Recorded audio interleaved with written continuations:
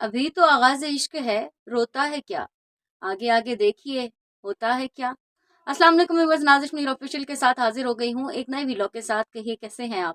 امید، دعا، یقین جہاں کہیں بھی ہوں گے خیریت سے ہوں گے اور اللہ رب العزت کی حفظ و امان میں ہوں گے۔ آج کا ہمارا جو ویلاگ ہے اس کا بنیادی جو تھیم ہے وہ یہ ہے جناب علی کہ بیانیہ چینج ہو گیا، سڈن بیانیہ چینج ہو گیا۔ بیک گراؤنڈ کی طرف جاتے ہیں، پیپلز پارٹی کا بیانیہ چینج ہوتا ہے جناب، کیوں چینج ہوتا ہے؟ یہ اس کے اوپر تو بعد میں بات کریں گے، لیکن ہم پہلے یہ بات کرتے ہیں کہ بیانیہ چینج ہو گیا۔ آپ کو تھوڑا بیک گراؤنڈ بتاتے ہیں۔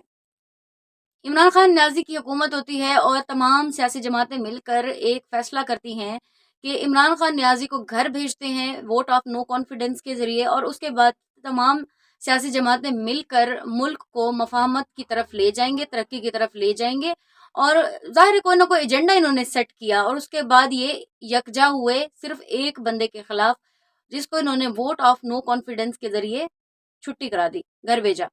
اس کے بعد جناب علی یہ ہوتا ہے کہ 17 مہینے حکومت کرتا ہے شہباز شریف ہمارے ملک کے اوپر۔ 17 مہینے کی حکومت کے بعد اچانک سے انٹری ہوتی ہے ہمارے پیارے محبوب لیڈر میاں محمد نواز شریف کی 4 سال کے بعد۔ تھوڑا سا یہاں پہ آپ کو یہ بھی بتا دوں کہ ہماری عدلیہ خود جاتی ہے فنگر پرنٹس لینے کے لیے ایئرپورٹ کے اوپر، اور دبئی کے ایئرپورٹ پر جناب علی میاں محمد نواز شریف صاحب کہتے ہیں کہ مجھے اپنے الیکشن کمیشن پر مکمل اعتماد ہے۔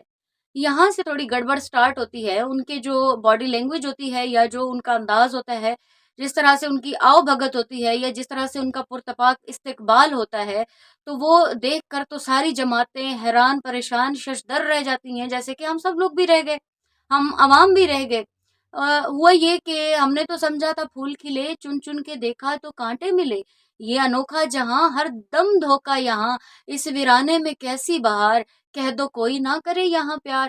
یا پیار تو ان لوگوں نے کر لیا تھا، انہوں نے اتحاد بھی کر لیا تھا کہ عمران خان کو گھر بھیجنے کے بعد ہم سیٹ کریں گے کس طرح سے ہم نے پاکستان کی ترقی کو آگے لے کر چلنا ہے، کس طرح سے ہم نے پاکستان کو کس طرح سے اپنے حساب سے چلانا ہے، وہ انہوں نے آپس میں سیٹ کیا ہوا تھا۔ اب ہوا یہ کہ جب میاں محمد نواز شریف صاحب آتے ہیں تشریف لے کر، تو وہ جس انداز میں آتے ہیں اور حکومت خاص طور پر جس طرح سے ان کے استقبال میں سہولت کاری کرتی ہے، وہ یہ دیکھ کر پریشان ہو جاتے ہیں کہ یہ کیا ہوا۔ میاں صاحب تو آتے ہی لاڈلے ہو گئے، کس کے لاڈلے ہو گئے یہ نہیں بتا رہے ہیں، میں بھی کیوں بتاؤں، مجھے کیا پتا کس کے لاڈلے ہو گئے ہیں، لیکن بات یہ ہے کہ انہوں نے لاڈلے کا لفظ استعمال کیا ہے۔ سید خورشید شاہ صاحب ایک نجی ٹی وی چینل کے میں انٹرویو دیتے ہوئے بول رہے ہیں کہ یہ ہم اپنی گورنمنٹ سے یہ ایکسپیکٹ نہیں کر رہے تھے کہ اس طرح کی جو ہے وہ توازی کی جائے گی کہ ایئرپورٹ پر جا کر فنگر پرنٹس لیے جائیں گے۔ سوری۔ اب بات آ جاتی ہے ان کے اعتراض کی، کہ ان کا اعتراض بالکل جائز ہے، بالکل جائز ہے۔ جب انہوں نے اتفاق رائے کیا تھا تو ڈیفینیٹلی کسی ایجنڈے پر کیا تھا، کسی بات پر کیا تھا، اور کسی ایک نقطے کے اوپر کیا تھا۔ مائٹ بھی یہ سوچ رہے ہوں کہ پیپلز پارٹی والے کہ چلو 17 ماہ حکومت تو کر لی شہباز شریف نے، ب اس کے بعد جو اگلا وزیر اعظم ہے وہ بلاول زرداری بھٹو ہونا چاہیے، اس کو اقتدار میں آنا چاہیے، اور جس کا اظہار آصف علی زرداری نے کر بھی دیا کہ وہ اپنی زندگی میں ایک دفعہ اپنے بیٹے کو ایز اے وزیر اعظم دیکھنا چاہتے ہیں۔ لیکن یہاں تو ماحول ہی یکسر تبدیل ہو چکا ہے۔ یہاں تو آپ دیکھتے ہیں کہ آپ کو لگتا ہے کہ الیکشن جیسے ہی ہوں گے تو اس کے بعد آپ نواز شریف کو ایز اے وزیر اعظم دیکھیں گے، جس طرح کے دعوے انہوں نے کر دیے، جس طرح سے انہوں نے کہہ دیا کہ میں ملک کی تقدیر بدل دوں گا، ملک کے حالات بدل دوں گا، اور ان کے ساتھ آتے ساتھ ہی پیٹرول بھی سستا ہو جاتا ہے، اور پھر جو جلسے میں وہ خطاب کرتے ہیں وہاں پہ پی ڈی ایم کا کوئی نام و نشان نہیں، کوئی ذکر تک بھی نہیں ہے۔ مطلب ہوتی ہے یار، کچھ تو بندہ دید کر ہی لیتا ہے کہ اس وقت میں جب ان لوگوں کے ساتھ کھڑے ہونے کے لیے کوئی بھی تیار نہیں تھا، اس وقت میں پاکستان کی ایک بڑی جماعت پیپلز پارٹی نے ان کے ساتھ اتحاد بنایا، گو جس مقصد کے لیے بنایا، لیکن وہ ان کے ساتھ اتحادی تھے۔ اس کے بعد ان کو چاہیے تھا کہ یہ ان کے بارے میں بھی کچھ نہ کچھ تو خیال کرتے، لیکن انہوں نے تو کچھ خیال نہیں کیا۔ انہوں نے سوچا کہ بھئی اب تو ہمارے روپ کی دھوپ ہے، بس ہمیں ہی دیکھے ہر کوئی چمکتا ہوا، ہر جگہ پہ ہم ہی نظر آئیں۔ تو اسی طرح سے پھر پیپلز پارٹی نے سوالات اٹھائے کہ یہ ہم ایکسپیکٹ ہی نہیں کر رہے تھے اپنی موجودہ حکومت سے، کو اس طرح سے جا کے جو ہے وہ عدلیہ جو ہے وہ ان کے فنگر پرنٹس جو ہے وہ ایئرپورٹ پہ جا کے لے گی۔ اور جس طرح سے ان کو جلدی جلدی سے انصاف فراہم کیا جا رہا ہے، انصاف کیا کہیں گے اس کو تو رعایت کہیں گے نا، رعایت فراہم کی جا رہی ہے، جس طرح سے ان کے کیس نپٹائے جا رہے ہیں. نیب کہتا ہے کہ جی ہم ان کو گرفتار نہیں کرنا چاہتے، نیب کہتا ہے کہ ہم ان کو گرفتار نہیں کرنا چاہتے. تو اس کا کیا مطلب ہوا کہ میاں محمد نواز شریف کے لیے سارا میدان ہی کلیئر ہے، ان کا سامنے سیاسی حریف ہی کوئی نہیں ہے. جبکہ پیپلز پارٹی نے اب یہ بات کر دی ہے کہ وہ نواز شریف کے ساتھ اتحادی حکومت بنانے سے بہتر یہ سمجھیں گے کہ وہ اپوزیشن میں بیٹھ جائیں.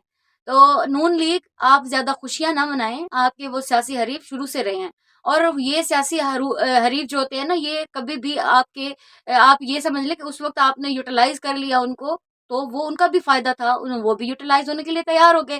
لیکن اب جب دیکھا انہوں نے کہ اب آپ تو سرے سے ہی اپنے بارے میں سوچے جا رہے ہیں، تو پھر پیپلز پارٹی نے فیصلہ سنا دیا کہ ہم اپوزیشن میں بیٹھنا پسند کریں گے.